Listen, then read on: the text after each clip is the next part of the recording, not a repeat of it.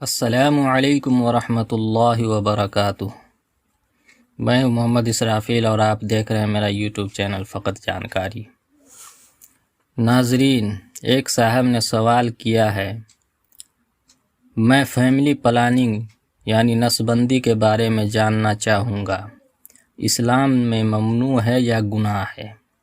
اگر میرے پاس 2 سے زیادہ بچے ہوں اور میں آج کے حساب سے ان بچوں کی ضروریات جیسے اسلامی تعلیم و تربیت پوری نہیں کر پا رہا ہوں، یا میرے صرف 2 بچے ہوں اور میں مذہب اسلام کے مطابق ان بچوں کی ضروریات پورا کر سکتا ہوں، تو کیا بہتر ہے؟ براہ کرم اس پر روشنی ڈالیں۔ بسم اللہ الرحمن الرحیم وباللہ التوفیق۔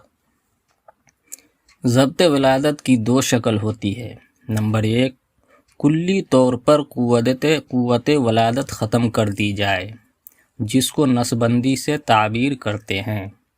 نمبر 2، منع حمل کی ایسی تدابیر اختیار کرنا جس میں صلاحیت تو باقی رہے مگر اولاد کا امکان نہ ہو، مثلا نیرود لوپ کا استعمال کر کے رحم میں نطفہ نہ پہنچنے دیا جائے، استقرار حمل سے مانع ادویات کا استعمال کیا، استقرار کے بعد قبل الخلقت یا اس کے بعد حمل کو ساقط کرا دیا جائے، یا کسی خاص ایام میں بیوی سے صحبت کی جائے جس میں طبی تحقیق کے مطابق حمل ٹھہرنے کا غالب امکان ہو۔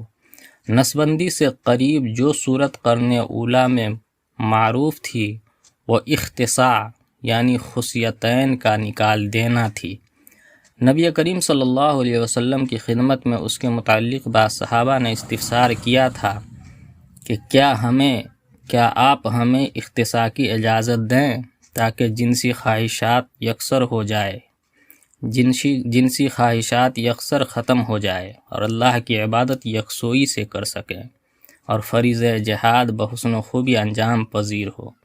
آپ صلی اللہ علیہ وسلم نے ان کو اس عمل سے سختی سے منع کیا اور اس فعل کے حرام ہونے کے متعلق سورہ مائدہ کی یہ آیت کریمہ تلاوت کی، یا ایھا الذین آمنوا لا تحرموا طیبات ما احل اللہ لکم ولا تعتدوا ان اللہ لا يحب المعتدین۔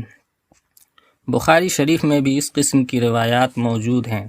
نیز اس طرح سے قوت تولید کو ختم کر دینا تغییر خلق اللہ کے زمرے میں آتا ہے جو ناجائز اور حرام ہے۔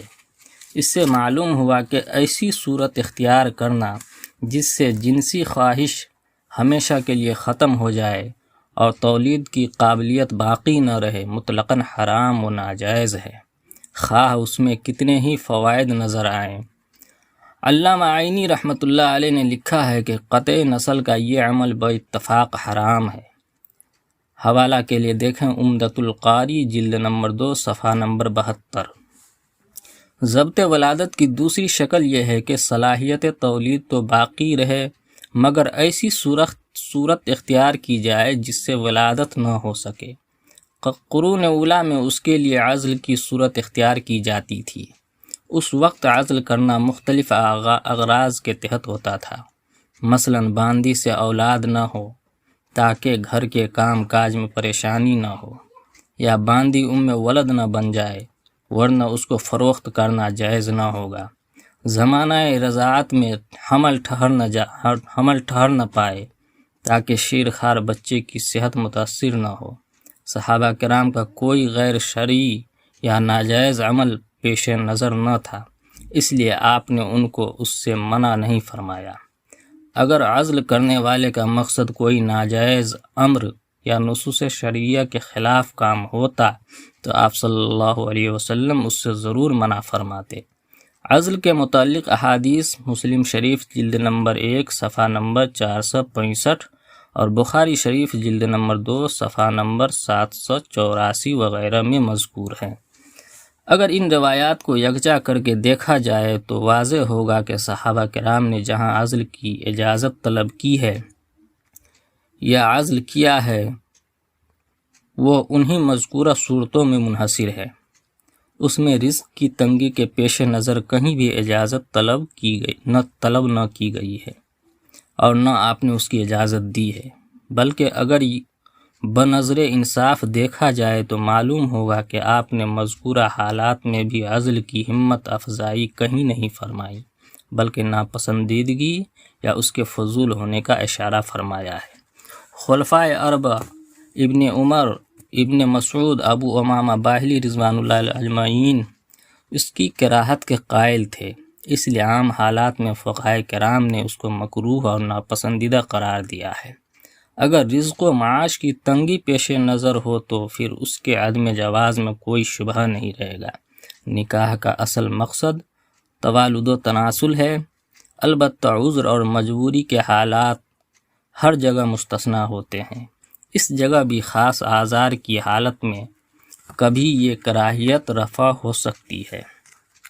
پہلی شکل جس میں نطفہ کو رحم میں پہنچنے سے روک دیا جانا ہے، کنڈوم نیرودھ کا استعمال کرنا ہے، اس کی درج ذیل اعذار کی بنیاد پر اجازت ہو سکتی ہے۔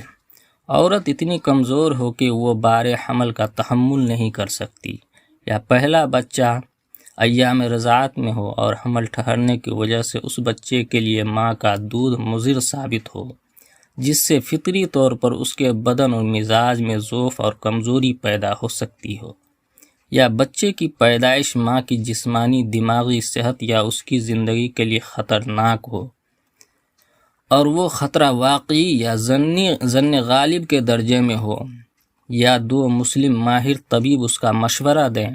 اگر شخصی یا انفرادی طور پر کسی شخص کو یہ آزار ہوں تو وقتی طور پر اس کے لیے منع حمل کی کوئی تدبیر اختیار کرنے کی گنجائش ہو سکتی ہے۔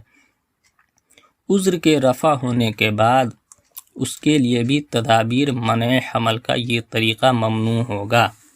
اس قسم کے آزار کے علاوہ کسی اور شکل میں منع حمل کی تدابیر اختیار کرنا شرعاً درست نہیں۔ استقرار حمل کے بعد قبل الخلقت یا بعد ہو، جس کو فقہا نے 120 دن مقرر کیا ہے، عام حالات میں استقاط کرانا شرعاً ناجائز ہے۔ البتہ چند ایسے قوی اعذار ہیں جن سے صاحب عذر کو تخلیق اعضاء سے قبل یعنی 120 دن کے اندر اسقاط حمل کی اجازت ہو سکتی ہے۔ ایسے اعذار 3 ہیں۔ نمبر 1، 2 ماہر تجربہ کار مسلم ڈاکٹر عورت کا معائنہ کر کے یہ بتا دیں کہ اگر یہ حمل باقی رہا تو عورت کی جان یا اس کے کسی عضو کے تلف ہونے کا شدید خطرہ ہے۔ نمبر 2، حمل کی وجہ سے عورت کا دودھ خشک ہو گیا ہو اور دوسرے ذرائع سے بچے کی پرورش کا انتظام ممکن نہ ہو۔ نمبر 3، زنا سے حمل ٹھہر گیا ہو۔ ان تینوں اعذار میں 4 ماہ سے قبل حمل ساقط کرانے کی گنجائش ہے۔ 4 ماہ بعد ان اعذار کی بنیاد پر بھی حمل ساقط کرانے کی اجازت ہرگز نہیں ہوگی، کیونکہ اس حالت میں بچے کے اعضاء بننا شروع ہو جاتے ہیں اور اس میں جان پڑ جاتی ہے، اور وہ نفس محترم کے حکم میں ہو جاتا ہے، جس کی بقا اور حفاظت کرنا مثل زندہ آدمی کے واجب اور ضروری ہے۔ حوالہ کے لیے دیکھیں فتاوی شامی، جلد نمبر 4 صفحہ نمبر 336، ہدایہ جلد نمبر 2 صفحہ نمبر 311، در مختار مع رد المحتار جلد نمبر 9 صفحہ نمبر 615۔ عزل یا اسقاط کی جو صورتیں اوپر ذکر کی گئی ہیں، شخصی حالات کو دیکھ کر خاص ضرورتوں کے تحت وقتی طور پر بقدر ضرورت ان کے استعمال کرنے کی گنجائش ہو سکتی ہے، اور وہ بھی اس وقت جب کہ اس عمل کا مقصد کوئی ناجائز نہ ہو، خصوصاً فقر و افلاس اور معاشی تنگی پیش نظر نہ ہو، کیونکہ معاش کو رب العالمین نے خالص نظام ربوبیت کے تحت اپنی ذات سے وابستہ کر رکھا ہے اور کسی کی مداخلت کو اس میں جائز نہیں رکھا۔ واللہ تعالی عالم بالصواب۔ میں نے اس کو نقل کیا ہے دارالفتاء دارالعلوم دیوبند، جواب نمبر 47,951 سے۔ امید کرتے ہیں آپ کو یہ جانکاری اچھی لگی ہوگی، اگر ہاں تو ہمیں بھی کمنٹ کر کے لکھیں اور آگے اپنے دوستوں تک شیئر کر دیں۔ پھر ملتے ہیں اگلی ویڈیو میں انشاءاللہ، جب تک کے لیے والسلام علیکم ورحمۃ اللہ۔